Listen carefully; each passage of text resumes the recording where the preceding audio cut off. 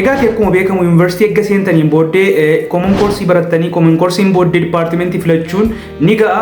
Departmentii filachuu irratti yeroo itti barattoonni waan filatan wallaalan argina jechuudha. Sababi isaas departmentii jechuun waa'ee raamintii bara keessan guutuu kan isinitti hafuudha, jireenya keessan kan murteessuudha. Kanaaf egaa waan gochuu qabdan departmentii tokko seenuun dura waa'ee departmentii sanaa sirriitti haalaan qorachuu qabdu. Waama maatiin keessan akkas ta'uu qabda. Mucaan koo mana baankii keessa hojjechuu qaba, mucaan koo mana teelee keessa hojjechuu qaba, mucaan koo abbaa seeraa ta'uu qaba. Har'a sababa maatiin keessan kana godhi isiniin jedhaniif yoo waan maatiin keessan jedhan san gootanii gaafa qabaa maatii keessanii yookiis immoo to'annoo maatii keessaniin ala baatan gaafa of dandeessan gaabbiitti galtu jechuudha. Kanaaf ofii keessan dhaggeeffachuu qabdu, baakgiraawundii keessan ilaaluu qabdu. Dhugumattuu departmentii kam yoon seeneen of jiraachisuu danda'a, departmentii kam yoon seene egereen koo bareedaa ta'a jettanii sirriitti itti qorachuu qabdu jechuudha. Keessattuu waan shawwadamuu hin qabne namoonni baay'een kan isaan shawwadamanii namni takka departmentii takka naannaa isaarraa baay'ee tokko bu'a qabeessa ta'e baay'ee tokko seenaan isaa jijjiirame yoo argan barattoonni akka ekeleen ta'a jedhaniiti kan isaan yeroo baay'ee dogoggora uuman jechuudha.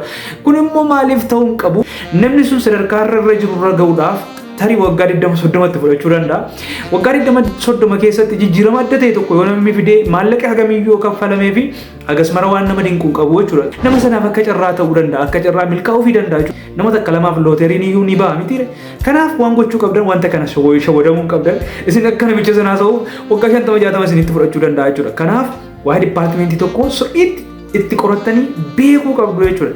Egaati guyyaa irraa isiniif qabadhee kanan dhufe waa'ee departmentii soshaalii keessaa departmentii nama nyaachisa jedhamee yaadamu akkasumallee barattoonni baay'een filannoo isaanii kan godhatan departmentoota jiran 5 isiniif qabadhee dhufeen jira. Egaati akkas yeroo isin jedhu departmentiin kan biraan tuffatamaadha isiniin jechuu koomini departmentii hundi isaayyuu iddoo isaatti baay'ee barbaachisaadha jechuudha. Inni murteessaaf olaanaanii filannoo keessanii jechuudha.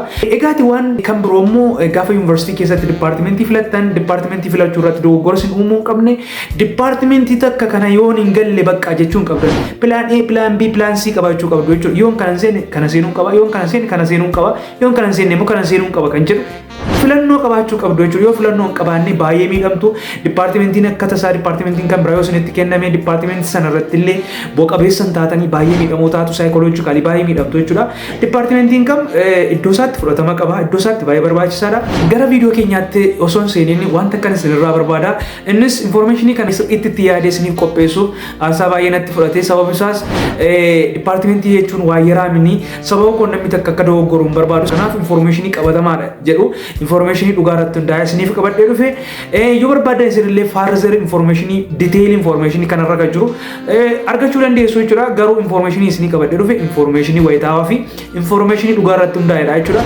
Kanaaf egaa waan isinirraa barbaadu tokkoof tokko viidiyoo kanaaf laayikii akkasumallee sabskraayibii obboleessa obboleettii ammallee isin eeguutan jira.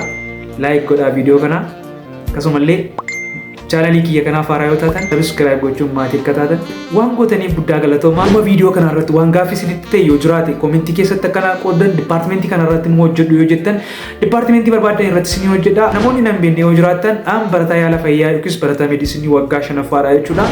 Amma gaa kallattiimaan gara viidiyoo keenyaatti haa ceenu. 5ffaarraa gara tokkoffaatti adeemnaa jechuudha. 5ffaarraa kan jiru gaa ikoonomiksiidha. Waggaa 4 kan baratamu gibbiitti ni kennama. Gibbiin alatti illee dhuunfaarratti departmentii kennamuudha jechuudha. Departmentiin kun gaa yeroo baay'ee persentii guddaa kaalkuleeshinii wajjin kan wal qabatudha. Namoonni kaalkuleeshinii irratti xiqqoo gaarii taatan osoo seentanii filatamaadha. Departmentiin kun gaa akkuma maqaa isaatii waa'ee dinagdee qorata. Dinagdee yeroo isin jedhu maayikirooikoonomiksii fi maakirooikoonomiksii jedhanii bakka lamatti qoodama. Maayikirooikoonomiksiin dhimma dinagdee nama dhuunfaa kan qoratudha jechuudha. Akkas jechuun namni takka maallaqa isaa akkamitti to'achuu akka qabu, dirjitiin takka akkamittiin dinagdee isaa to'achuu akka qabu kan qoratudha jechuudha. Maakiroo jechuun immoo waliigala dinagdee biyyaa kan qoratudha jechuudha. Dhimma qaala'insa jireenyaa, dhimma hojii dhabdummaa, dhimmoota kanaa wajjin kan wal qabatu maakiroo ikoonomiksiidha jechuudha. Dhimma dinagdee biyya takka kan qoratudha jechuudha. Departmentii kanaan eebbifamtanii baatanii mana baankii seenuu dandeessu. Departmentii kanaan dhimmoota ikoonomiksii dinagdee wajjin kan wal qabatu seektaroota adda addaa keessa seenuu dandeessu jechuudha. Departmentiin kun departmentii barattoonni baay'inaan barbaadanidha jechuudha. 4ffaa irratti gaa departmentii baay'inaan barattoonni barbaadanii accounting and financeidha jechuudha. Accounting and finance jechuun departmentiin kun departmentii tokko jalatti kan kennamu garuu dandeessu yoo barbaadan accountantii mana baankii seentanii hojjechuu dandeessu yoo barbaadan barbaadan immoo finance sector finance seenuu dandeessu jechuudha. Departmentii kanaan eebbifamtanii baatanii mana baankii keessatti akkuma beekamu maallaqa baafachuu gaafa deemtan maallaqa kan isinii kennan akkasumallee maallaqa deposit gaafa gootan sirkaa fuudhanii kan ka'anii isaan jechuudha. Akkaawuntaantii jedhamu warra mana baankii keessa hojjetanidha jechuudha. Departmentiin kun bakkeetti illee ni kennama, yuunivarsiitii irratti illee ni kennama. Common course wajjin baratanii fixuudhaaf waggaa 4 isinitti fudhata jechuudha. Sadaffaa irratti departmentii baay'inaan barattoonni barbaadanii fi nama nyaachisa jedhanii yaada marketing manaajimentii yookiis manaajimentii yeroon akkasiin jedhu marketing manaajimentii fi departmentii manaajimentii jedhamu kan ofiisaa danda'edha. Maqaan isaa wal fakkaatuufiin bakka takkatti isiniif qabadhee dhufe marketing manaajimentii kan jedhu kan biraadha. Manaajimentii departmentiin jedhamus qofaatti jira jechuudha. Inni egaa marketing manaajimentii departmentiin jedhuun kun almost isas waggaa 4 kan isinitti fudhatu common course wajjin baratanii fixuudhaaf waggaa 4 isinitti fudhata. Departmentiin kun bakkeetti illee yuunivarsiitiitti illee ni kennama jechuudha. Departmentiin marketing manaajimentii jedhamuu fi manaajimentii adda addummaa isaa isinitti hima. Marketing manaajimentii irratti maal gootu service yookiis product dirjitii takka kastamariitti beeksistu jechuudha. Marketing manaajimentii namni takka baratee eegga bahin booddee eessatti qacaramaa maal ka jedhu marketing manaajer ta'uu dandeessu, advertiser manaajer ta'uu dandeessu, brand manaajer ta'uu dandeessu, pilaanii dirjitii tokko baasuu dandeessu. Pilaanii yeroo jedhamu vision mission waan jedhamu jira. Dirjitii tokko pilaanii waan akkasii kana baasuu dandeessu. Marketing wajjin wal qabatudha jechuudha. Baatanii kan isinitti ramadamtanii hojii isin hojjettanii jechuudha. Manaajimentii kan jedhamu immoo dirjitiin takka hojjettoota wayii qaba. Hojjettoota sana manaaji gochuun manaajera ta'uu jechuudha. Manaajera ta'uu jechuun manaajera dirjitii tokko manaajera adda addaatti manaajera kan isin taatan jechuudha. Hojiin keessanii koorsiin achi jalatti kennamu business project management kan jedhamu jira. Leadership and management kan jedhamu jira. Koorsiin as jalatti kennamu jira. Achi baatanii iddoo isin itti ramadamtanii fi waan isin gootanii sales managerii ta'uu dandeessu, product managerii ta'uu dandeessu, administrative manager ta'uu dandeessu, supply and chain manager kan jedhamu sana irratti illee hojjechuu dandeessu jechuudha. Egaati departmentiin kun departmentii baay'ee barattoonni yeroo hedduu filatanidha jechuudha. Departmentii baay'ee barattoota biratti fudhatama qabudha. Departmentii baay'ee barbaachisaadha jedhamee yaadamudha jechuudha social science keessaa. Lammaffaa irratti departmentiin social science keessaa barattoonni yeroo hedduu filatanii fi nama nyaachisa jedhanii kan yaadanii business administrationidha jechuudha. Departmentiin kun egaa alatti illee ni kennama, kolleejjota adda addaa irratti illee ni kennama, universities ni kennama.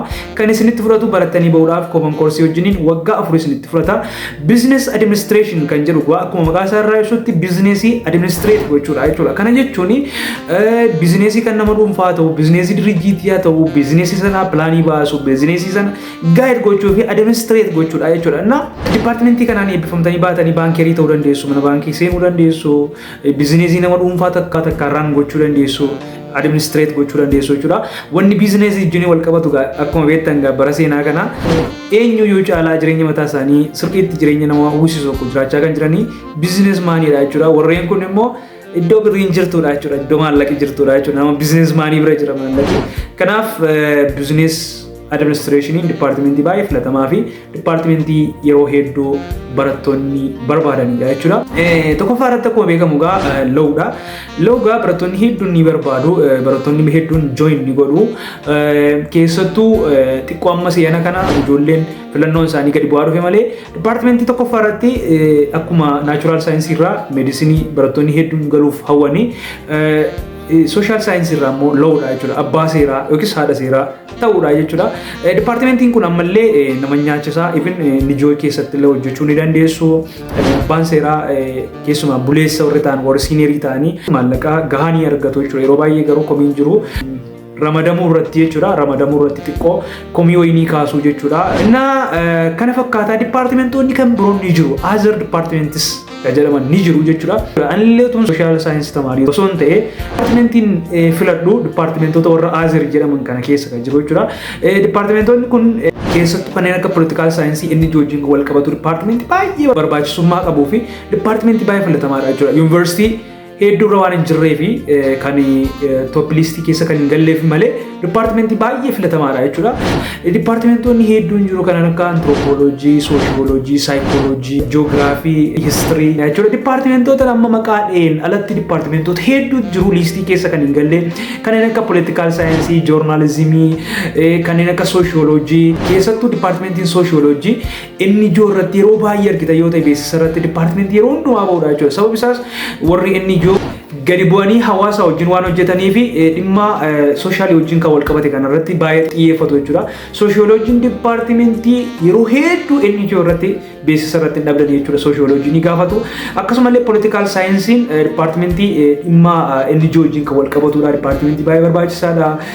Dipaartimentii kan listii keessa kan isaan hin seennee fi dipaartimentii immoo yuunivarsiitota hundumaarra waan hin jirreef jechuudha. Listii keessa kan hin seenne malee waan barataan filachuu dhabeef osoo hin taane University hundumaa irratti argattanii University muraasa irratti jechuudha Departmentoota kana kan argattanii akkasumallee joornaalizimii jechuun Departmentii baay'ee namatti toludha jechuudha. Joornaalizimii jechuun warroota reediyoo irraa, televezyiinii irraa, miidiyaa adda addaa irraa oduu yerootti nu gabaasaa oolanidha jechuudha.